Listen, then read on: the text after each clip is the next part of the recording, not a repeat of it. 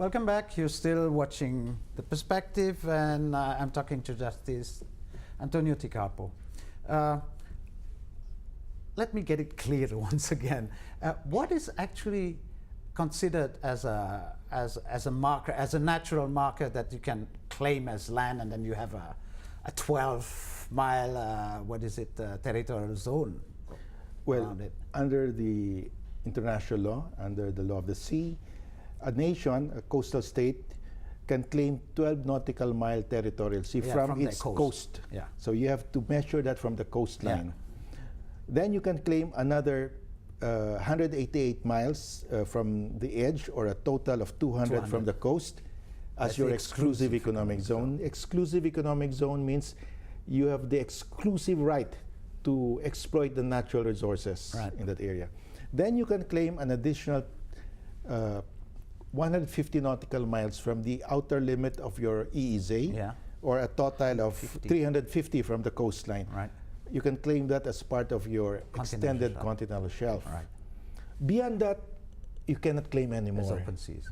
Now, China is claiming James Shoal. It is 950 nautical miles from Hainan. Right. So there is really no basis. Right. And back to the 9 dashes. For me, it's very hard to comprehend. What was the base for this 9 dashes? Everybody is asking that, and China has not given any explanation at all. China has not explained the meaning of the 9 dashes. Right. China has not are they built along islands, or? They are drawn very close to the coastlines of the Philippines, Malaysia, Brunei. Vietnam, Brunei. Yeah. And there are no coordinates. We don't know the exact location, so they can move it. In fact, in 2013, China added another dash. So it's no longer 9 dashes now, it's 10. 10 dashes. They added a 10th dash on the eastern side of Taiwan. So north. Yeah, so they have refused to explain the legal basis or the historical basis. China is saying we have abundant historical facts to support the 9 dash line, but they are not showing it to us. We don't know. Has anybody doing research on that? Well, that's why scholars have tried to research. Right. I have come up with the maps of China from the Sung dynasty to the Qing dynasty. And in their ancient maps, there's no 9 dash line. They never claimed the Spratlys or the Scarborough Shoal. And the farthest one was like Paracel. Paracel's the farthest, but they claimed that only in 1932. Before 1932, their southernmost territory was Hainan. So there is no historical basis. We've been asking them, and I think Indonesia asked also for a clarification. Yeah. A long time ago, Indonesia officially asked China to explain the basis of the 9 dash line, because the 9 dash lines eats up about 30% of the exclusive economic zone of Indonesia in Natuna, facing the South China Sea. But I understand there was no reply.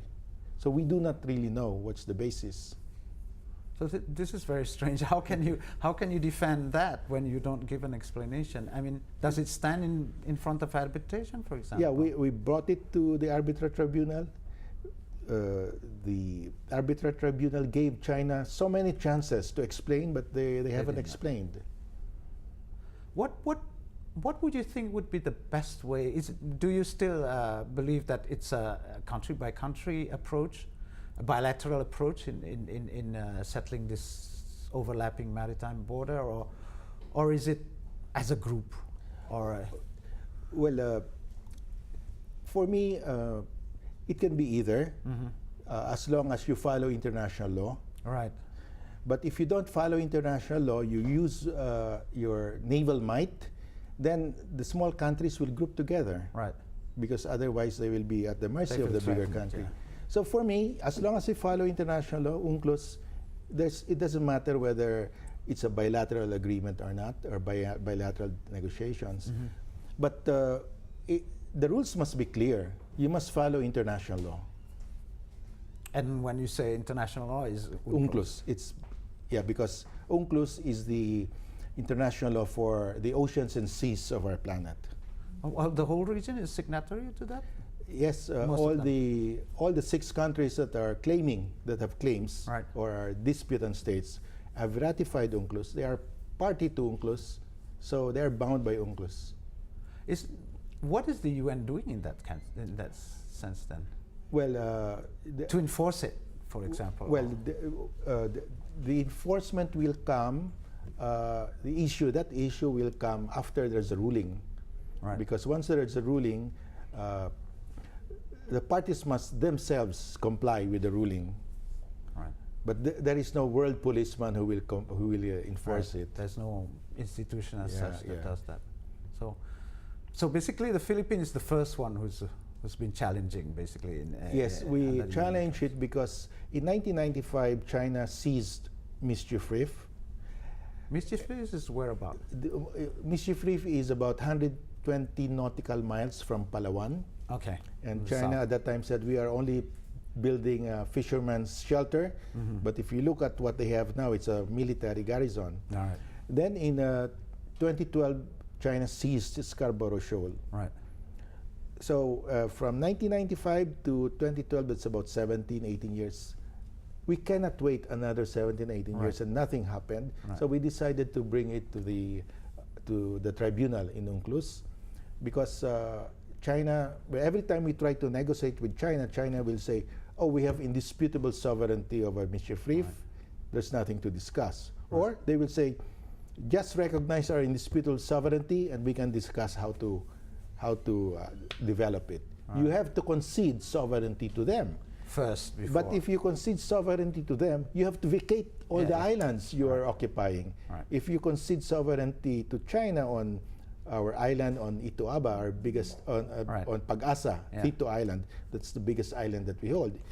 We have to vacate it immediately the moment we concede sovereignty. Right. So, of course, nobody will agree. Not a Right. single country agrees with China's offer. And how long would it take for the UN to have a decision on a case, for example? Well, the tribunal is expected to make its decision end of this year, by December. Right. Or And when was it filed? we filed it in January of 2013, Right. and 2 we years. expect a decision this December. If not this December, first quarter of next year. Because we just submitted our responses to the questions of the tribunal. We submitted it early this week. And in July, there will be oral arguments. Right. And after that, we will just wait for the decision of the tribunal. Right. And is it, can you appeal? There's no appeal. The It's decision final, binding? is final right away. There's no appeal from a decision of the tribunal.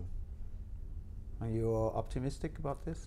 Well, we are optimistic because there is no other alternative. If you allow the 9-dash line to stand, Right. then you kill the United Nations Convention on the Law of the Sea. You Right. kill international law. Goes against it. Yeah, and all nations, because of their naval might, they will just grab the entire sea, all the oceans. So it's a question of who has the biggest navy. Mm-hmm. And that's not what international law is about. Yeah. Is there any other country that's doing the same thing elsewhere in Well, any other dispute maritime? Happily none. No. It's only China who's doing it now. Right. But if China is allowed to do it, then other countries will just do it also. And all nations will have to To fend for themselves.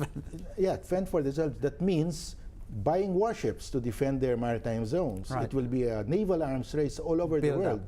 Yeah. And we don't need that kind of useless expense. Okay, thank you very much for sharing your insight. Unfortunately, we're out of time.